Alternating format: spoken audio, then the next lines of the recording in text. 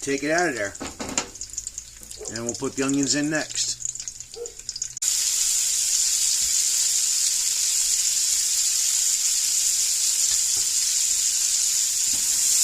Give that a good mixing around.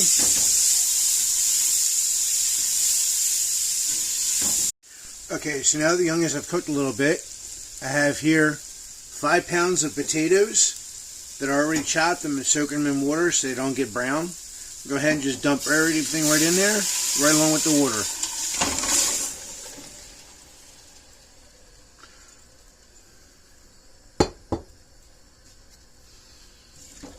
Add good mixing through. What I do is I have some light cream. We're going to use the whole container. Mix that in there. Remember that bacon?